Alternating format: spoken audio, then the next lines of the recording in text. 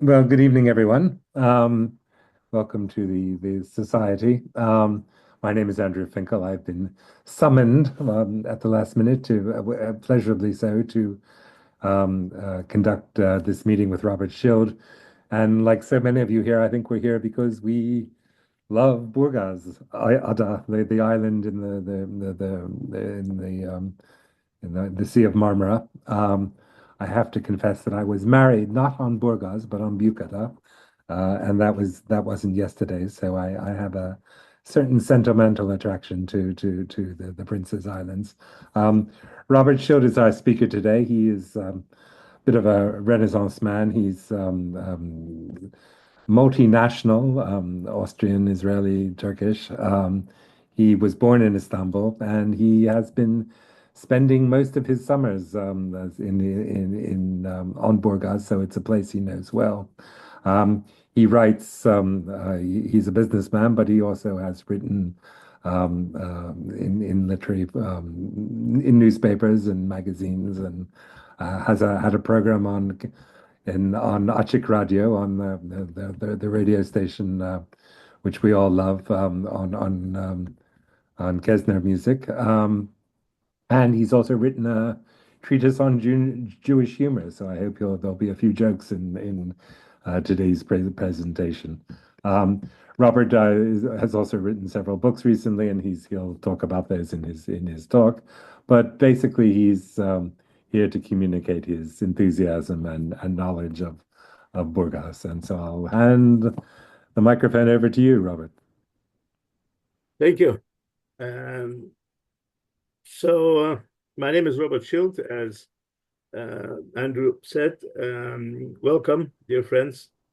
I've been living for quite some time in Israel, but for the last 40 years, I'm regularly spending my summer months together with the family at Burgas, a tiny island, as you know, just off the coast of Istanbul.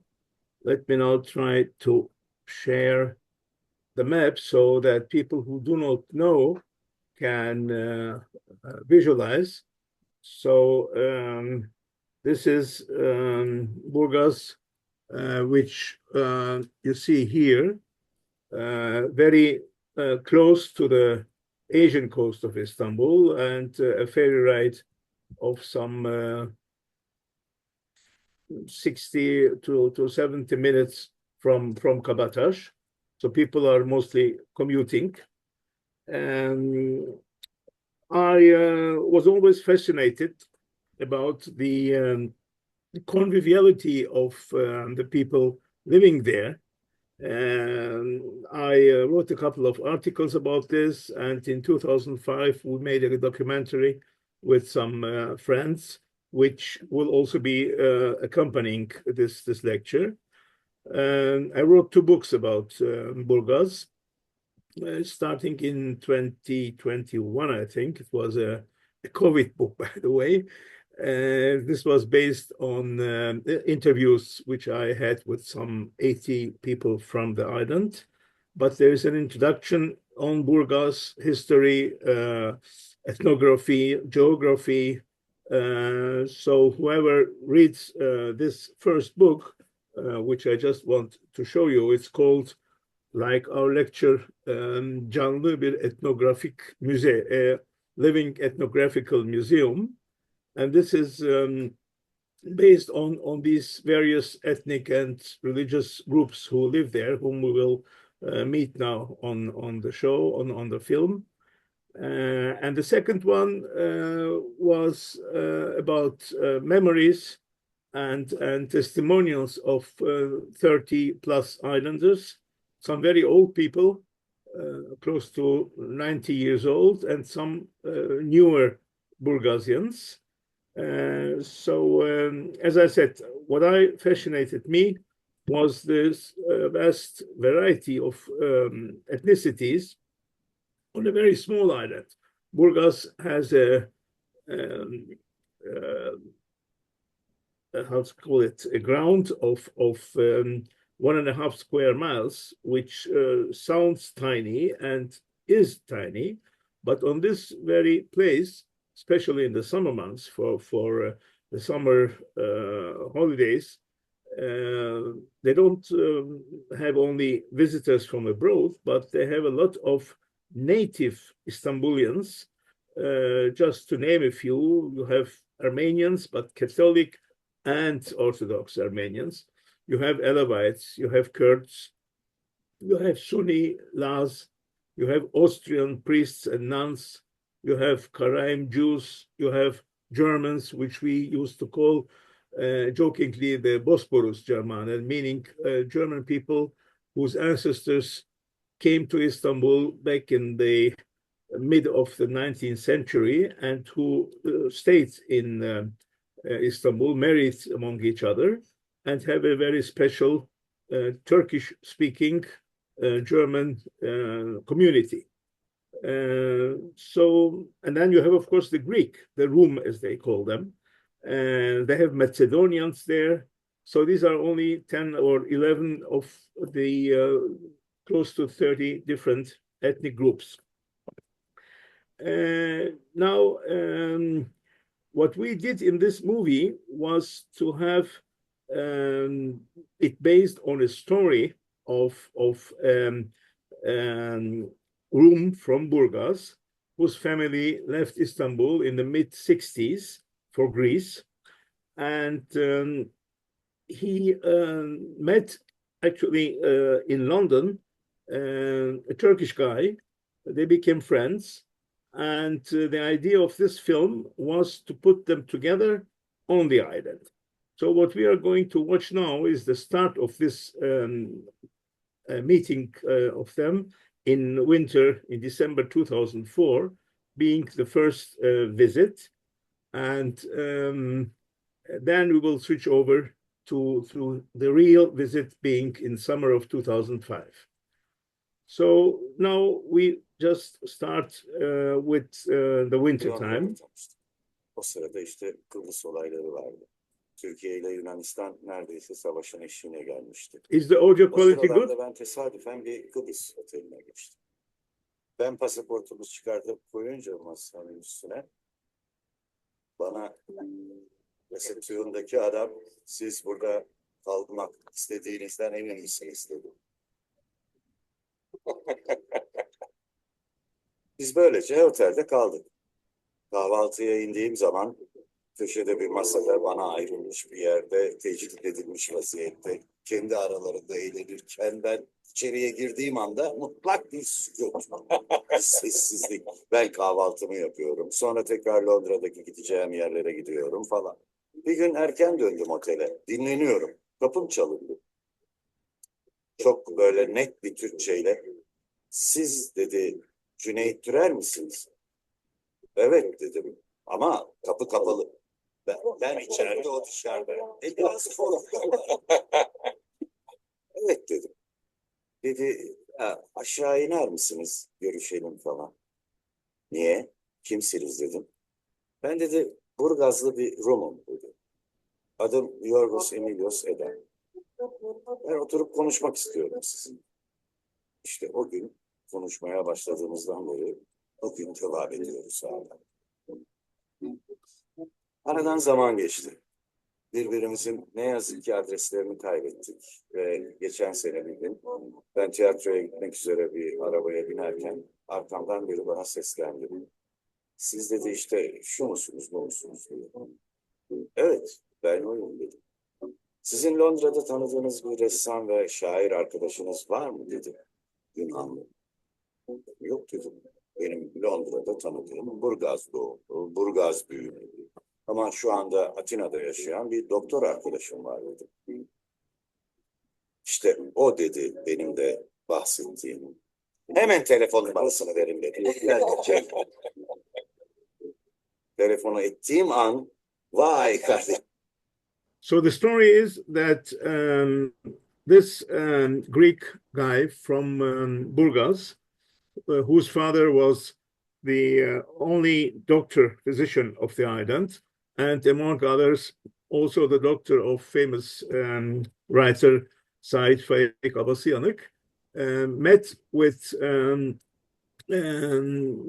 actor, a Turkish theater actor part of them might have recognized him. That's Cüneyt Türer, who passed away a couple of years ago, who was living in Burgaz. And what we did was to put them together to arrange a visit of Emilios Aydın to the island, where he could meet his old friends and go to the church and show us a little bit the landscape and give us a few explanations about the island. İnanılmayacak bir yaklaşma.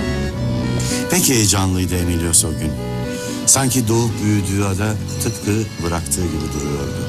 Üşenmeden, usanmadan saklambaç oynarken saklandığı köşeleri, piknik yaptıkları tepeleri, çapkınlık yaptığı sokakları. Eski Burgazlıyım. Kardeşim. Burgaz'ı unutamadı ama babası doktordu. Tabii. Bu karşıya İşte onu söyleyecektim. ahşaplı tahta binaydı. Hala da güzel. Babası adamımızın tek doktoruydu. Neler kalan herkes ona gelirdi işte. Sonra onunla arada bir gelir işte, her sene gelir. Unutmam tabii. Tabii. Biz de onu sanıyoruz. Ben de memnun oldum. Çok memnun oldum. Sen de çok selam söyle. Sağ ol. Çok teşekkürler. Now the house where Emilios family lived. Toprağım benim Türkiye. Belki kültürüm Yunanistan biraz ama toprağım Türkiye. Vatanım burası. Burada doğdum. İlkokulları, ilk günlük zevklerimi, ilk gençliğimin çırpıntılarını burada yaşadım. Benim yuvam Antigoni, Burgaz, Türkiye. Kültürüm internasyonel olabilir. Buradan da ve Yunanistan'ın tabii. Fakat vatanım burası. Okay, now we stop here. And now we'll see the second visit of Emilios to the island in summer 2005, during which we will meet a few of the island's inhabitants. Yaman, your turn.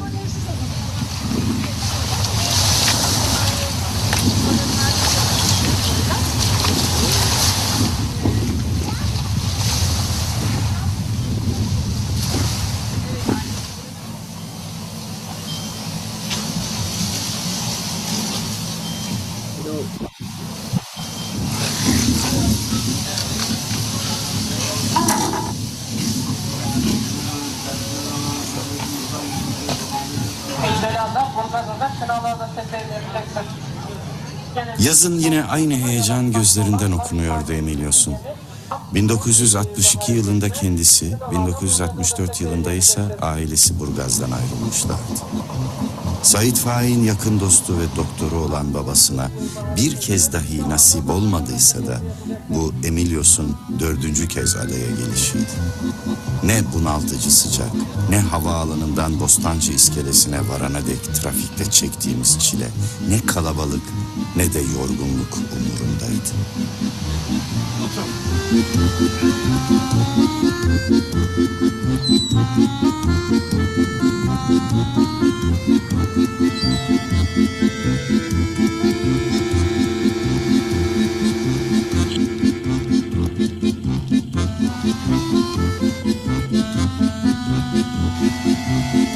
The Intern is a movie which was made in Burgaz some 20 years ago by a family, showing the old vessels, ships, airships.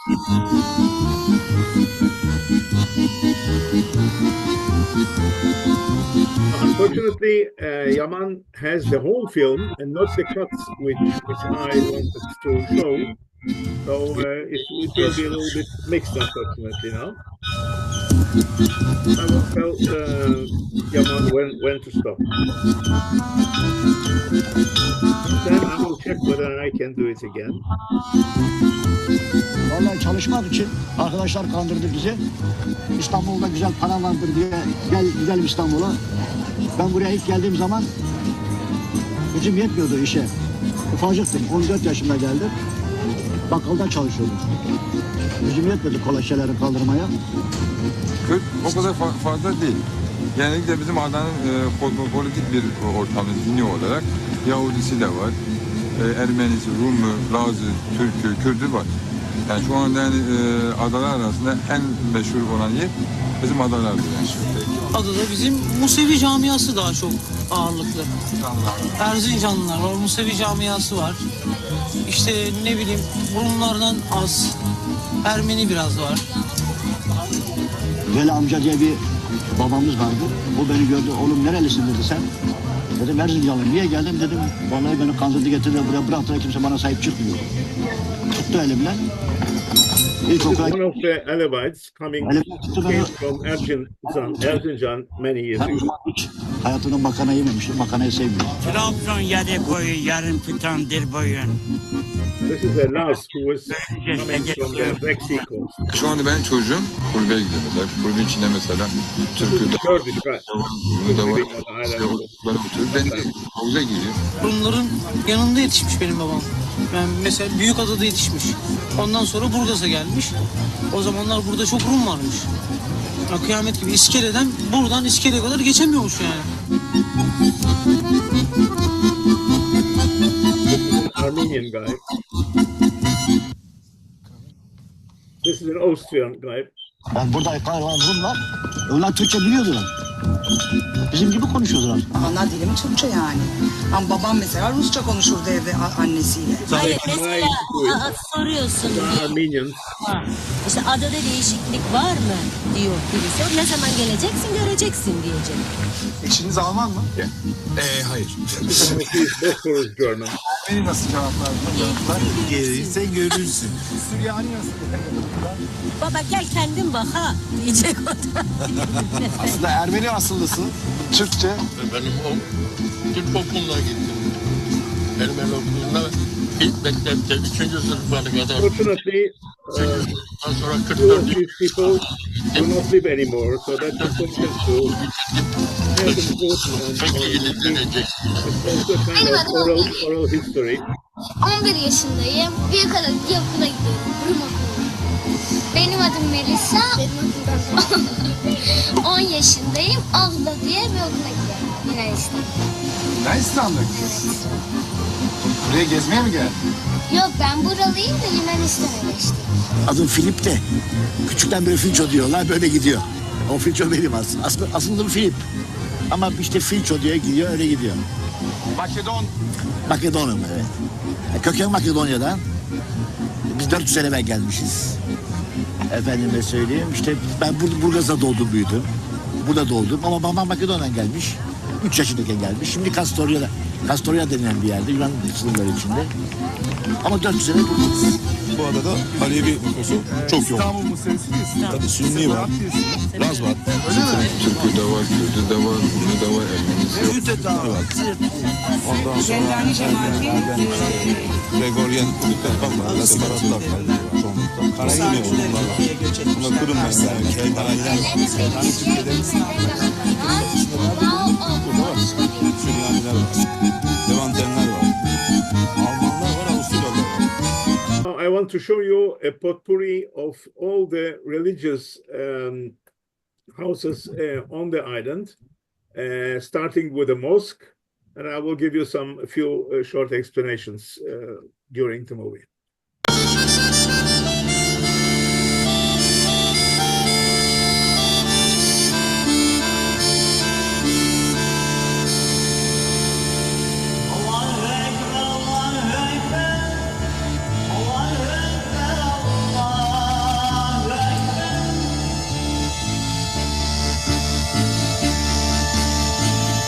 Greek Orthodox Church. This is the Cemevi.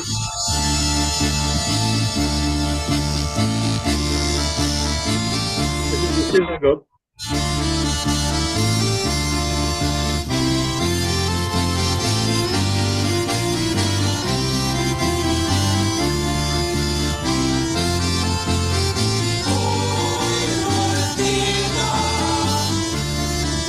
Catholic Church.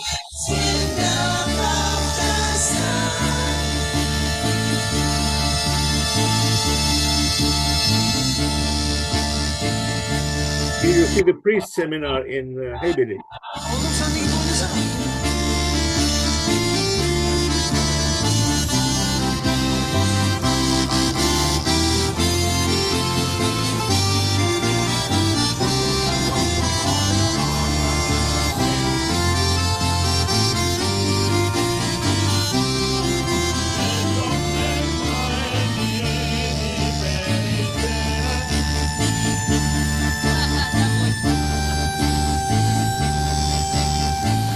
İnanç mozaik var burada. Yani işte Sünnisi, Alevisi, işte gayrimüslimi, ehli kitap. Just stop here for a moment. Okay, now this is on January 6th, the so-called Epiphany of the Orthodox, Greek Orthodox. They always have a gathering at a shore.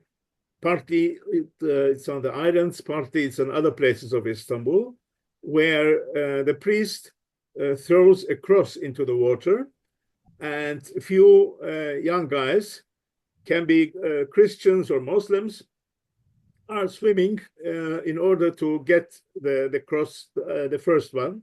Now here we will see that on January 6, 2005, this ceremony was held in Burgaz, where the guy you just see now is a Muslim who also participates each and every year. But this year, Greek from Burgazada got the cross at first. Okay, Yabancım, you can continue. Cenazelerimize katılıyoruz. Biz onların cenazesine gidiyoruz. Bulunuyoruz. Onlar bizim cenazemize gelip katılıyorlar.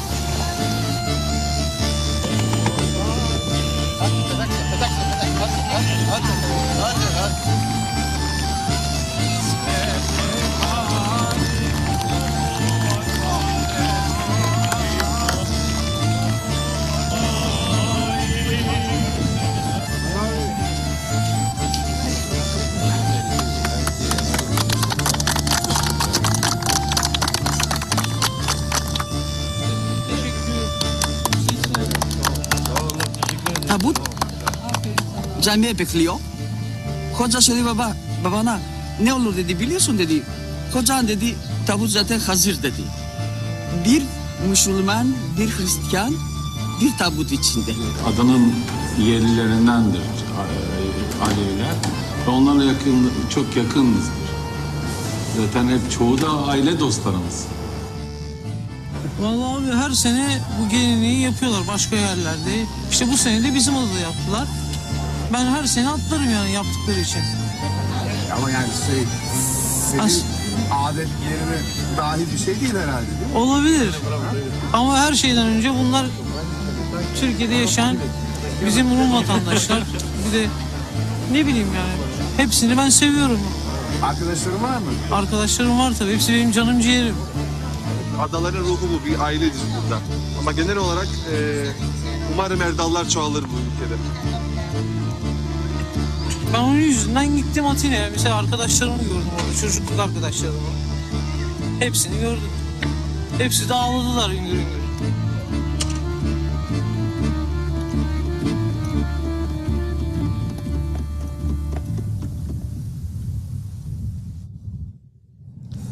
Canlı etnografik müze. Yani bazı kişiler bunu böyle bir natural reserve gibi bir tabiat olayına benzetiyor. Hiç öyle değil. Bu sosyal bir olaydır. Sosyal olayda şu, bu ada 1,5 kilometre kare. Benim gözlemime göre aşağı yukarı 20 ayrı etnik dini grup barındırıyor içinde. Ve bütün bunların o kadar ufak bir yerde bir arada yaşaması bence dünyada tek. Yani müze ile kastım budur. Buraya gerçekten antropologlar, sosyologlar, politologlar gelsin. Baksın burada millet nasıl birbirleriyle yakın ilişki, yakın dostluk ilişkisinde yaşıyor. Bütün dünyaya bir örnektir bu.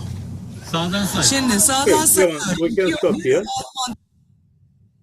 Now, the important thing is to show all these different ethnic groups and religious groups who are really living side by side on this tiny island, and which represents, according to my opinion, the zest, the ground of a Turkish coffee. So you drink the coffee, and part of it remains in the cup.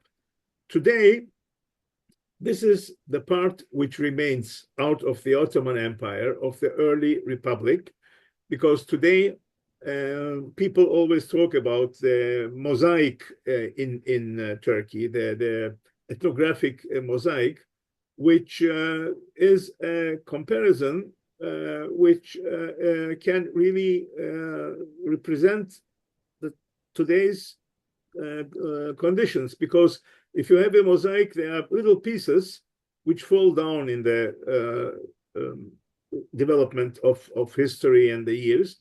And unfortunately, we see this in Burgas, in Istanbul, where Burgas is really one of the last remaining places where you can, for example, hear Greek on the street. When you walk in Istanbul, there's hardly a place when you see Greek people talking among each other. Burgas is one of those few places. In former times, it was also Samatya, for example, or other places at the coast in around Yeşilköy, which was called San Stefano at that time. But today, you don't find any Greek there anymore. These are mostly concentrated in summer months on these two islands of Burgas and Büyükada. In Turkey, these Greek are called Rum, and the explanation is very simple. These are the grandchildren of the Eastern Roman Empire, also called Byzantium. So from Eastern Rome, you derive to the name Rum, as they are called. There are still a couple of families coming every summer to the island, maybe I would say 15 to 20 families. There are a couple of Greek who left for Greece in 1964 mostly, whose houses are still on the island, and they come back in summer to spend a couple of months. For example, there is one guy who was the founder of the pastry shop Pelit, which is quite known in Turkey. He is now close to 90. He is spending every summer on the island, and in wintertime, he goes to Athens. You might know that there were three breaking points of the Greek population in Turkey. The first one was the pogrom of September 6, 1955, where mostly Greek houses and churches were demolished, where a part of the Greek population of Istanbul, but not a very great part, left for Greece. The main breaking point was 1964, where Rum of Istanbul, who had the Greek citizenship, were expelled, and they had to do this in a very short time with only $20 in their pocket and a suitcase of 20 kilograms. So that's the reason this incident was called the 20 kilogram and $20 expulsion. And then you had the war in Cyprus, 1974, where the Greek were officially not expelled, but they felt quite uncertain in Turkey. They thought maybe their properties would be confiscated, so they left.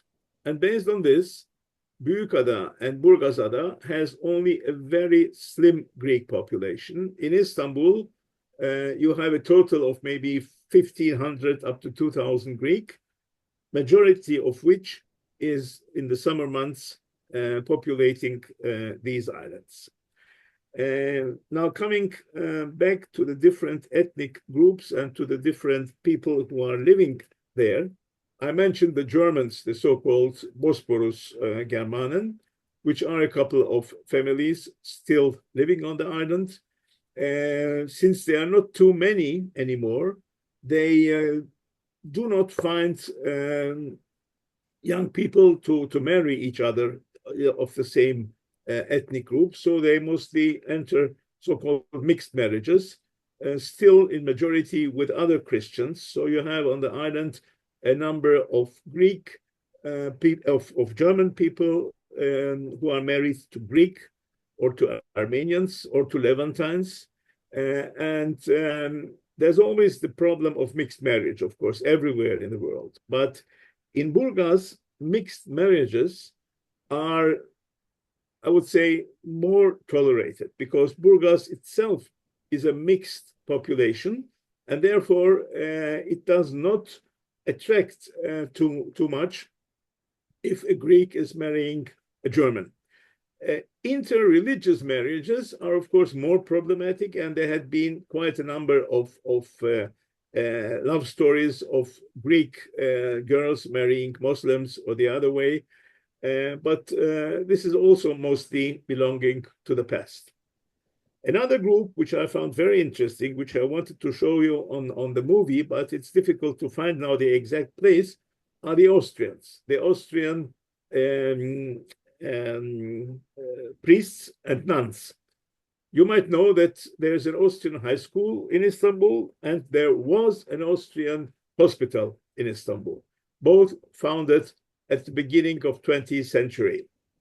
The hospital was run by nuns, and the school was run by priests. The boys' school and the girls' school was run by nuns. Today, the hospital doesn't exist anymore, and the school is now a mixed school for a couple of years, for maybe 50 years. My mother, who went to the Austrian school in the late 20s, still went to the so-called Mädchenschule. But in the 50s, I think, after the school was reopened after Second World War, this was and still is a very renowned mixed school. Why am I telling you all this? Because the teachers and the priests of these schools built a house around the turn of the century on the top of the island, where they still spent their summers. And there is another house which was built for the nuns, quite near to the priest's house, which has a chapel, a Catholic chapel. And lots of Catholic people who live on Burgaz, for example, the Chaldeans. Chaldeans is a different ethnic group, people who originate from Mesopotamia, from the country of Calde. So they are living also in summer on the island. They were quite a big community, but they went down in numbers. However, every Sunday they go to the Catholic church on top of the hill to make their prayers. The Alevites are quite important in Burgaz as well. There is a house, a prayer house called Cem Evi, which is used by the Alevites for praying and for gatherings. And as I told you before, in 1939, when when a big earthquake in Erzincan happened, a great number of people from Erzincan, which is in East Anatolia, of Alevite origin, moved to Istanbul and started working at Turkish companies. And a part of these company owners who had summer houses on the island asked them to take care about the gardens and the house, which led to a larger inhabitation of Alevite families. And the interesting transition is the following. In the 50s, in the 40s and 50s and early 60s, most of the people who made a living in Burgaz as grocers as movers, as gardeners, as people who sold cut flowers were Greek. But since the Greek left the country, the Alawites took over, and today you have 3 or 4 grocery shops in Burgaz, which are being run by the sons of the assistants and apprentices of the Greek grocers. In this second book, which I published last year, there are lots of memories of people who remember the old grocery shops and the contacts which they had with the inhabitants of Burgaz. So at that time, it was really a multi-ethnical family, which today, unfortunately, does not exist in this scope anymore. Regretfully, Burgaz also became a kind of gastronomic island for people from Istanbul, especially for people from the Asian side and for people who own yachts. Each and every restaurant in Burgaz has a small boat which takes visitors from the yachts to the restaurants, and they are used to go to these very places. On top of that, there are these little ferries coming from Bostancı to Burgaz. And when you step from this ferry, from this little boat on ground, you are immediately stepping in one of these restaurants. So people who live on the Asian side and who do not want to drive a car, who want to have not only one, but 3 or 4 Iraqis, prefer to go to Burgaz and have their dinner over there, which, on the other hand, is, of course, disturbing the real inhabitants of the island, because as usual, prices on these restaurants go up, or the people of Burgaz are not very well seen and regarded by the people, by the owners of these restaurants, since with them they cannot apply any menu price they want. This is unfortunately a negative point for the island. And as a matter of fact, and as a typical example, there was one small restaurant which they call meyhane in Turkish, run by a family, which could not survive the hectic life of these intruders from Istanbul. So they closed down and they rented the place to a bar, which is very famous in Bostancı. And this summer, I believe we will have people who are coming to Burgaz only to drink, which will definitely not improve the level of this pastoral place, which it had been when I was a child, or when my parents were children in the 50s. And in these testimonies, people always say Burgaz at that time, meaning the 40s, the 50s, was just like a big garden full of fruit. You could go and pick fruits from the trees without even asking, or because the owners of these trees were friends. When you left your house, you didn't close the door, you didn't lock the door. It was really a family place. It was like, as they say, a paradise. Unfortunately, as it is in big cities, those paradises are lost.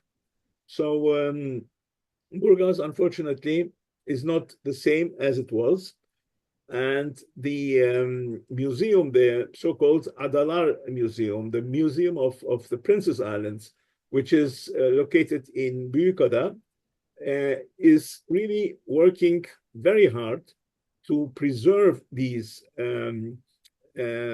old habits and the life by making oral history with the inhabitants of not only Burgas, of course, of all the islands, the Prince Islands. There's a big archive on this museum, which you are free to go and visit when you are in Burgazada. The movie, which I was unfortunately not in a position to show you, is also being sold as a CD on DVD on in this museum, and there are a couple of very interesting books having been published in the recent years. One of them is what Yaman just mentioned, written by a Greek physician. I think he was an orthopedist who was living in Burgazada, who is now in Athens, but who wrote a number of books, out of which 4 were translated in Turkish. They are really coffee table books, which are dedicated to each and every island. So you have the books of Burgazada, Heybeli, and Burgas, and now the book on Kınalı is going to be published shortly. The name of this doctor is Akilas Milas, and if you are interested, feel free to check the website of the publishing house. This is a very special publishing house belonging to the island, to the museum of the island, called Adalı.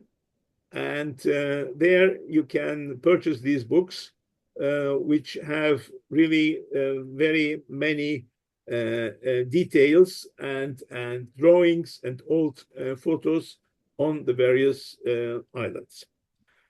That's the house I mentioned, belonging to the priests. Ja, es ist ein Haus, das eigentlich schon seit langer Zeit hier besteht. Das ist von den Lazaristen im Jahr 1900 erbaut worden. Meine Gemeinschaft ist am Ende des 19. Jahrhunderts nach Istanbul gekommen. Man wollte damals für die deutsch sprechenden Katholiken verschiedene Aufgaben in der Seelsorge, in der Krankenbetreuung, in der Schule machen. Und es war eine größere Zahl von Priestern und Brüdern hier. Im Sommer hat man dann auch irgendwo einen Urlaubsort gesucht. Zunächst hat man ein Haus auf der asiatischen Seite gemietet gehabt und dann in Burgas, das war damals noch eine kleine Ansiedlung. Und dann hat man eben überlegt, dass es einfach günstiger wäre, wenn man selbst etwas bauen würde.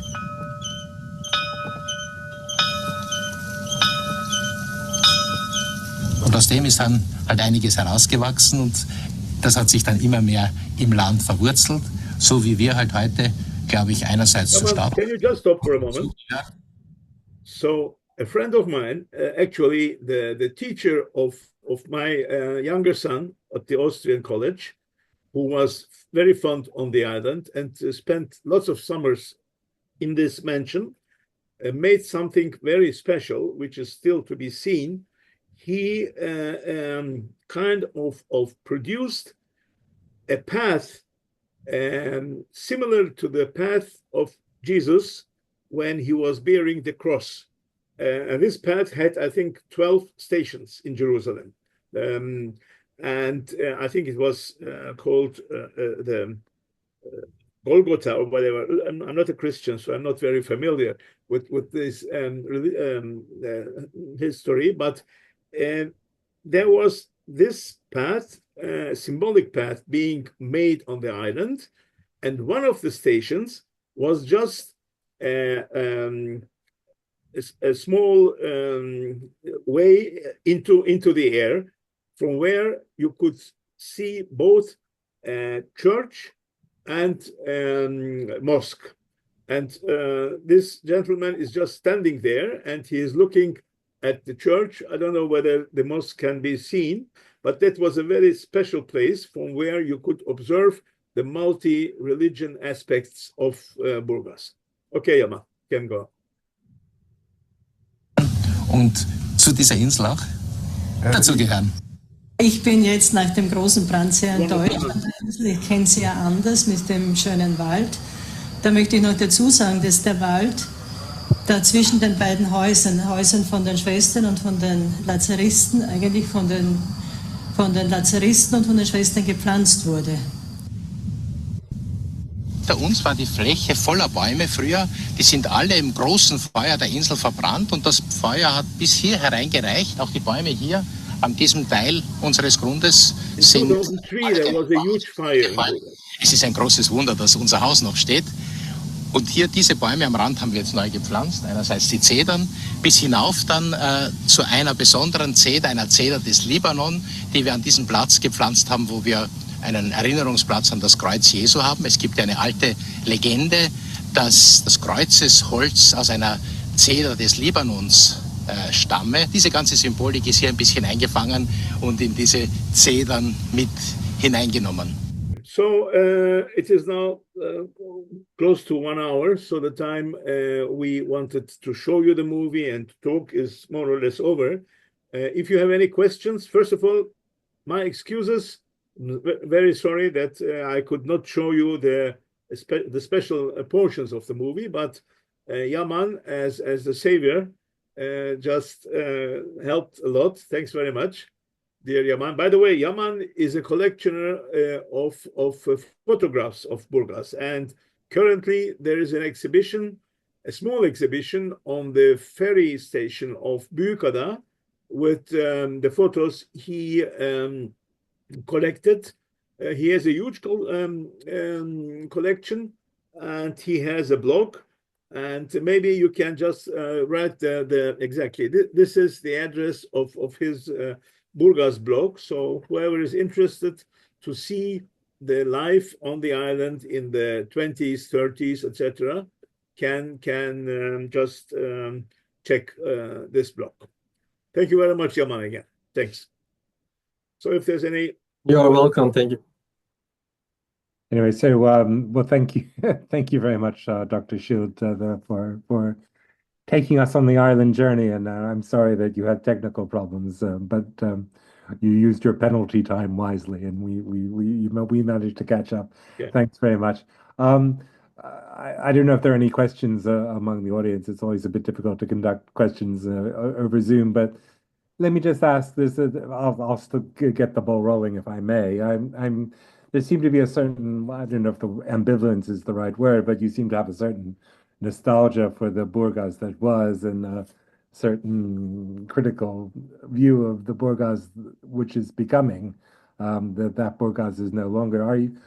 Are you concerned that perhaps you're being a bit too romantic about the Burgas in the past, that what you describe as this lively ethnic, multi-ethnic community was in fact a series of isolated communities, what I think Ethem Eldam, the historian, calls Levantine cosmopolitanism, which is sort of different from other cosmopolitanism where people interact. These were communities that preferred to lead separate lives. Is that misstatement of what you meant, or let me put it this way: why do you keep going to Burgas? What's the attraction of going there every summer, even though you're no longer an Istanbul resident? Well, the attraction are the people of Burgas, not anymore the sea of Burgas, because the sea, unfortunately, is very polluted now. When our kids were small, they could swim in the water. They took swimming lessons.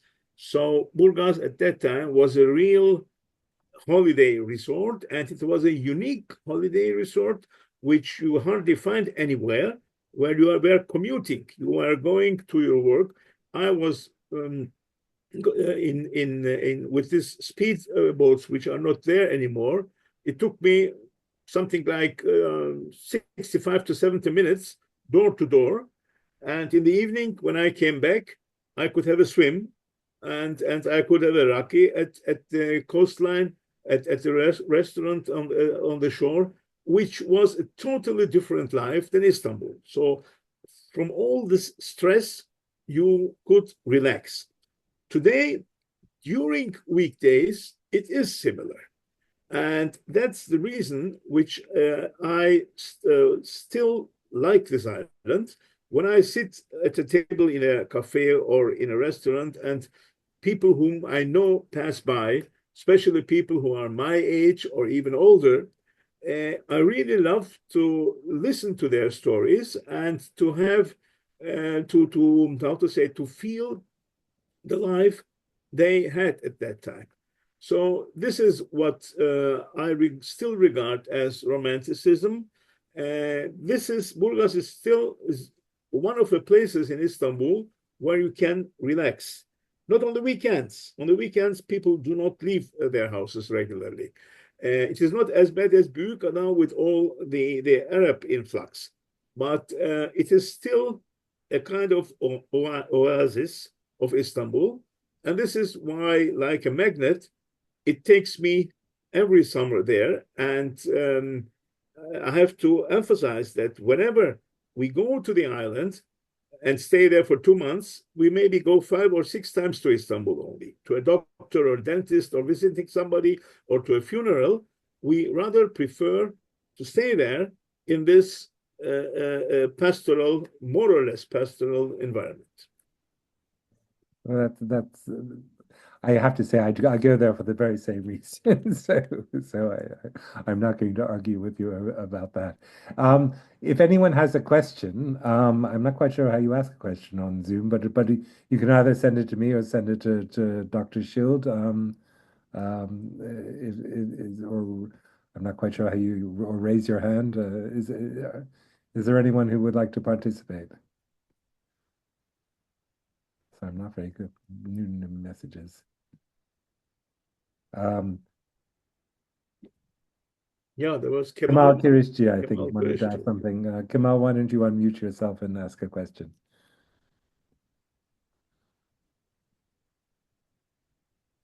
Sorry, I have 2 screens here, so I'm never sure which one I should be looking at. But Robert, thank you for a great presentation, and Andrew, thank you for moderating this. I do have a question, but I'd like to express that your enthusiasm about hearing these different accents and observing the different characters associated with all that diversity, religious and ethnic diversity. As I listened to you, it made me think of how my dad, some summers, as back in the early mid-60s, would bring us from Ankara to Tarabya, to the Avrogordatos mentioned there. His boss was a German who had come as a young trader to Anatolia, just as Atatürk was pacing around Anatolia, Sivas Kongresi, Erzurum Kongresi, etc. One, great recollection I have, and I can hear it in my ears, is to listen to the Greek or Rome waiters in the restaurants and the word passant. So one obviously misses all that. But in the presentation, when you talked about Austrians and Germans on the island, it made me think what I learned very belatedly through Vala Nurettin's book on Bu Dünyadan Nazım Geçti. I read it very late. I should have read it ages ago, but in some ways it was a blessing that I read it so late in my career life, that in the early pages, I learned about Müşir Mehmet Ali Pasha. He was the commander of the Ottoman forces during the Crimean War, and then subsequently he served as an Ottoman diplomat to oversee the implementation of the Berlin Congress decisions after the so-called 90-93 Harbi. And he traveled to the Balkans, especially to Kosovo in that area, and the Albanians there rebelled against him and killed him as a gavur.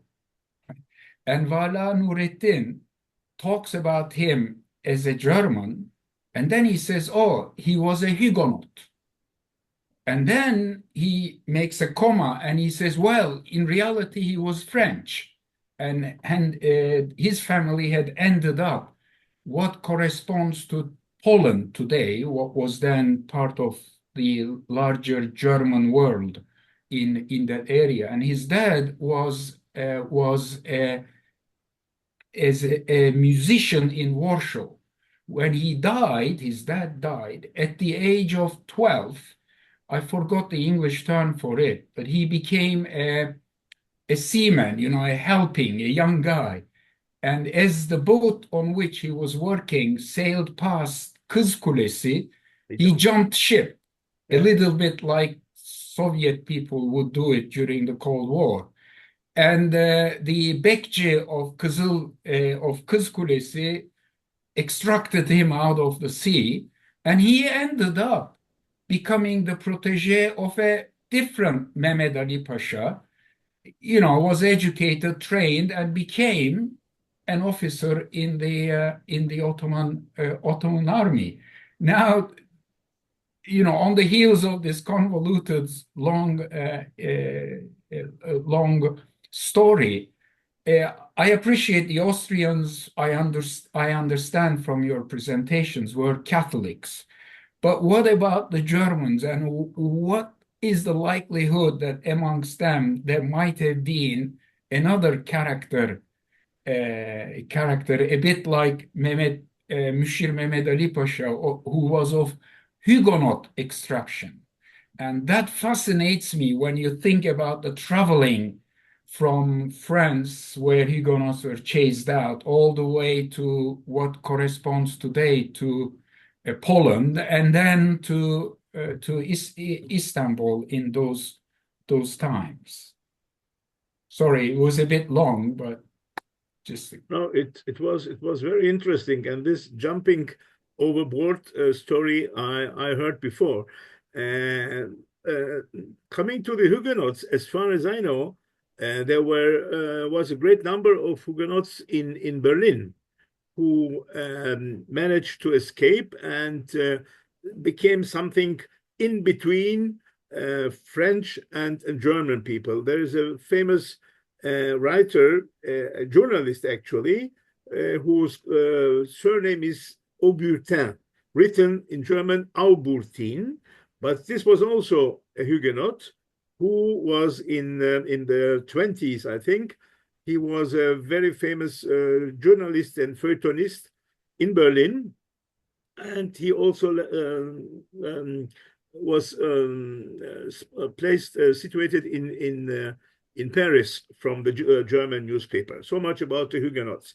As far as I know, the Germans living on the island or living in Istanbul were not of Huguenot origin. I don't know any of them. They were mostly experts in construction.